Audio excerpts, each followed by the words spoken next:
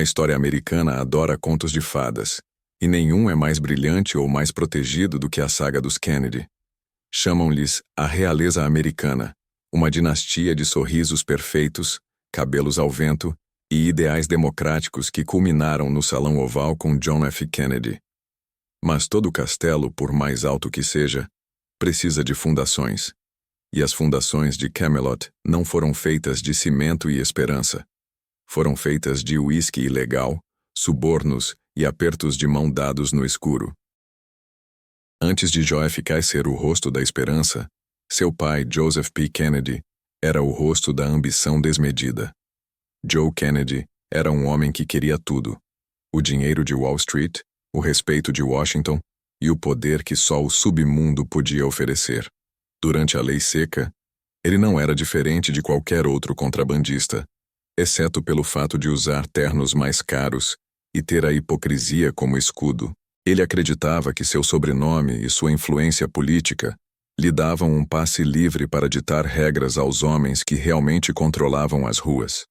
Foi esse erro de cálculo que o levou a uma reunião fatídica com Charles Lucky Luciano.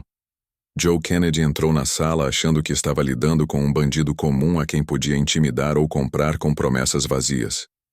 Ele pediu um favor, exigiu um desconto e tentou usar sua futura influência como moeda de troca. Lucky Luciano, o homem que estava transformando o crime em uma corporação global, olhou para o patriarca dos Kennedy e não viu um rei. Viu apenas um cliente caloteiro. Em vez de conceder o favor, Lucky deu-lhe uma aula brutal de economia de mercado. Negou o pedido e, diante da arrogância de Joe, triplicou o preço da bebida. Esta é a história de como o dinheiro que financiou a presidência do ZEU foi extorquido, dólar por dólar, pelo único homem a quem Joe Kennedy não conseguiu dobrar. O ano era 1929, o auge da Lei Seca e o prelúdio da Grande Depressão.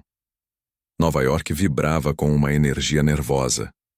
Enquanto o mercado de ações estava prestes a colapsar, o mercado do vício estava em uma alta histórica sem precedentes. As pessoas bebiam para esquecer, bebiam para celebrar, bebiam porque era proibido.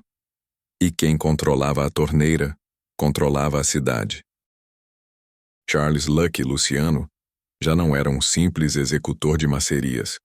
Ele era o visionário que estava costurando as alianças que formariam a comissão. Ele controlava frotas de navios vindos da Escócia e do Canadá, caminhões blindados e, crucialmente, a distribuição. Joseph P. Kennedy, por outro lado, era um tubarão de águas diferentes. Ele havia feito fortuna no mercado de ações, muitas vezes usando táticas de manipulação que mais tarde seriam tornadas ilegais, ironicamente, sob sua própria supervisão. Mas Joe sabia que o dinheiro líquido, o dinheiro rápido, estava no álcool. Ele tinha os contatos na Inglaterra para conseguir a permissão de importação de bebidas medicinais, mas precisava da logística para mover caixas de uísque de verdade, não remédio, pelas ruas de Nova York e Boston sem que fossem roubadas ou apreendidas. Ele precisava da máfia, mas desprezava os mafiosos. Ele os via como ferramentas, degraus sujos que ele pisaria para chegar ao topo e depois limparia a sola do sapato. A reunião foi marcada em um armazém discreto no Lower East Side, longe dos clubes de jazz e dos hotéis de luxo onde Kennedy gostava de ser visto. O lugar cheirava a maresia, madeira úmida e álcool evaporado. Kennedy chegou em seu Duesenberg, acompanhado por 2 seguranças particulares que pareciam deslocados naquele ambiente industrial. Lucky Luciano estava lá, sentado em uma caixa de madeira, vestido impecavelmente, cercado por Meyer Lansky e Frank Costello. Não havia mesa de reuniões, não havia água gelada, não havia gentilezas. Kennedy entrou com a postura de quem é dono do lugar. Ele não tirou o chapéu. Ele olhou ao redor com um leve ar de repugnância e foi direto ao ponto.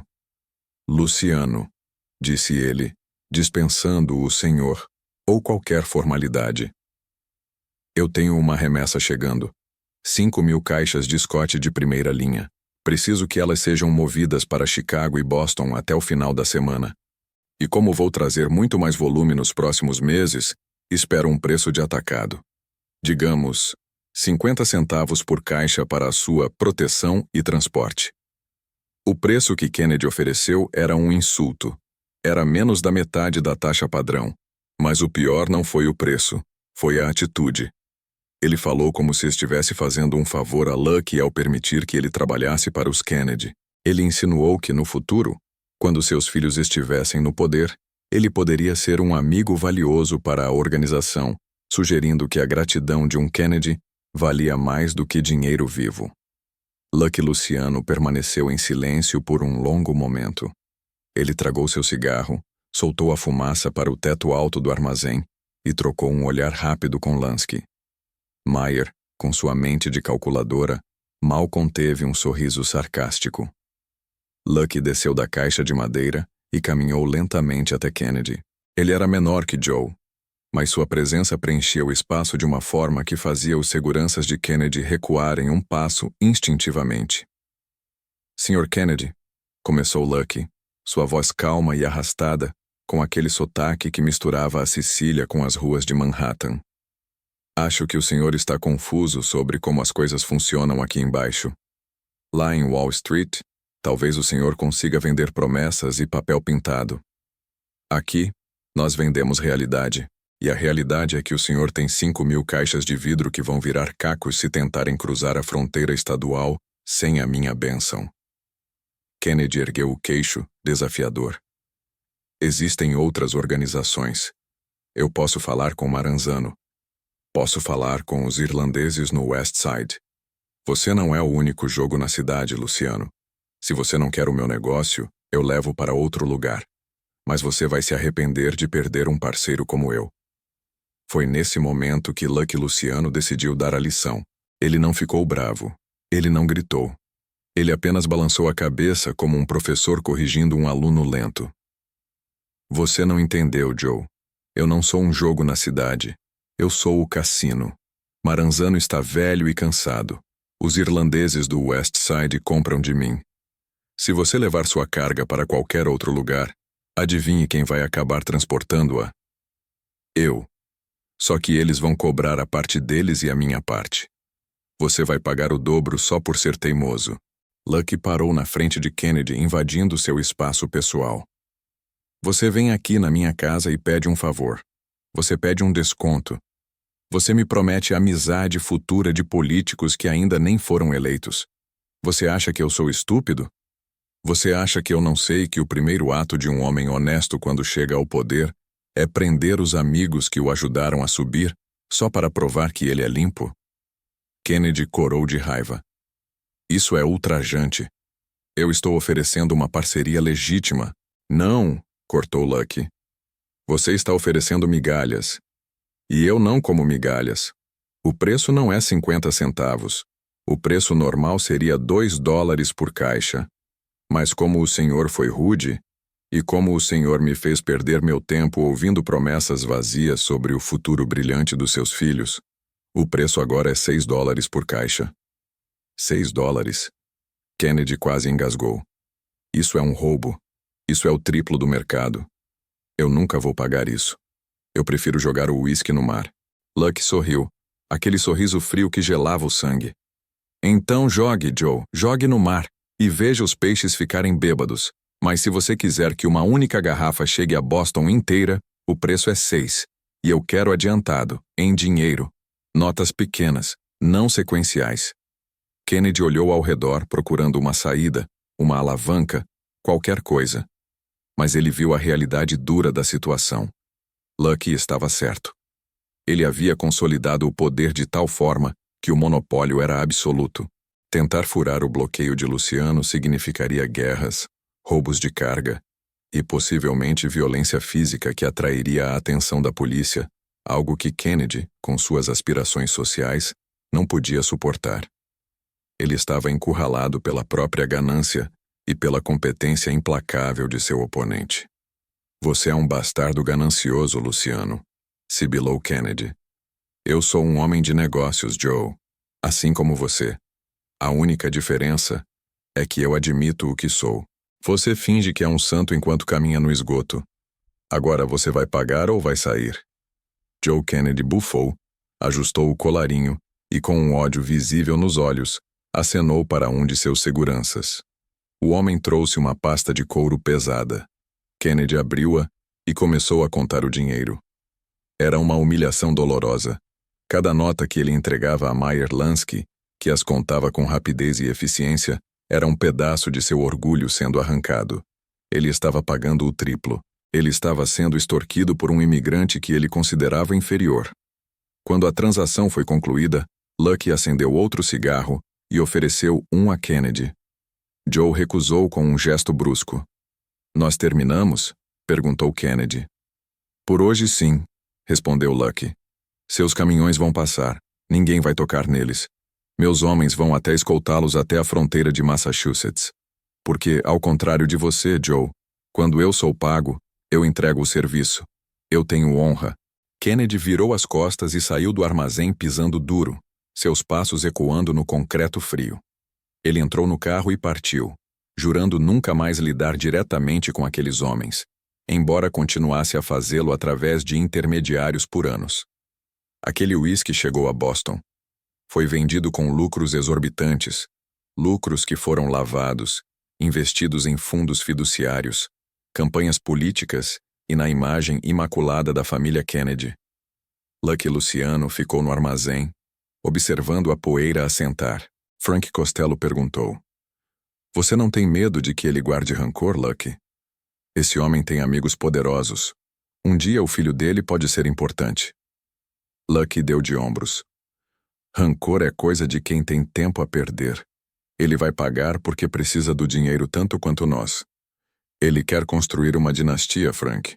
Dinastias custam caro. E toda vez que ele olhar para aquele filho dele, aquele sorriso bonito de quem nunca teve que trabalhar um dia na vida, ele vai lembrar que quem pagou pelo terno do garoto fui eu." Essa interação define a essência brutal da relação entre o crime organizado e a elite americana. Lucky Luciano entendeu, melhor do que ninguém, que a hipocrisia é a maior fraqueza dos poderosos. Joe Kennedy não podia ir à polícia reclamar que a máfia estava cobrando caro para transportar seu contrabando. Ele estava preso no silêncio de seus próprios crimes. Anos mais tarde, quando John F. Kennedy tornou-se presidente e nomeou seu irmão, Robert Kennedy, como procurador-geral para travar uma guerra santa contra a máfia, muitos no submundo viram isso como a traição final. Eles ajudaram o pai a ficar rico, ajudaram o filho a ser eleito, com votos sindicais em Illinois. E agora estavam sendo caçados. Mas Lucky Luciano, já no exílio na Itália, ao ler as notícias sobre a cruzada dos Kennedy, deve ter se lembrado daquela noite no armazém. Ele deve ter rido ao pensar que a guerra ao crime estava sendo financiada, em última instância, pelos $6 por caixa que ele cobrou do velho Joe em 1929. A lição que Lucky deu a Kennedy foi sobre alavancagem. Não importa quão rico você seja, não importa quão branco seja o seu colarinho. Se você precisa de algo que só o diabo tem, você paga o preço do diabo. E o diabo não dá desconto para amigos, especialmente para amigos que acham que são melhores que ele. Lucky Luciano nunca quis ser presidente. Ele sabia que o poder real não reside em cargos públicos, que são temporários e sujeitos à opinião pública. O poder real reside na infraestrutura, no controle daquilo que as pessoas desejam desesperadamente, mas não podem obter legalmente. Ele cobrou o triplo não porque precisava do dinheiro, mas para estabelecer a hierarquia. Naquele armazém úmido, entre caixas de uísque e fumaça de cigarro, Lucky Luciano foi o único rei, e Joe Kennedy foi apenas mais um súdito pagando impostos. Camelot pode ter brilhado nos livros de história, mas a argamassa daquele castelo foi misturada por homens como Lucky. E a história secreta da América é muitas vezes a história de como o crime organizado subsidiou o sonho americano, cobrando juros compostos de humilhação sobre cada dólar limpo que circulava na alta sociedade. Joe Kennedy engoliu seu orgulho junto com aquele uísque caro. E o gosto amargo da submissão a Lucky Luciano foi algo que nem todo o dinheiro do mundo conseguiu lavar de sua boca. Gostou de ver como a arrogância da elite foi quebrada pela frieza estratégica de Lucky Luciano? Essa história prova que, por trás de toda grande fortuna, há não apenas um crime, mas um gangster cobrando taxa de serviço. Se você quer continuar desvendando as conexões obscuras entre a política e o submundo, inscreva-se no canal agora. No próximo vídeo, vamos contar a história de como Dutch Schultz quis matar um promotor público e Lucky Luciano teve que tomar a decisão mais difícil de sua vida para salvar a organização. Deixe seu like e comente. Você acha que JFK sabia que a fortuna do pai vinha das mãos da máfia? Quero ver sua opinião sobre a hipocrisia dos Kennedy nos comentários. Até a próxima negociação perigosa.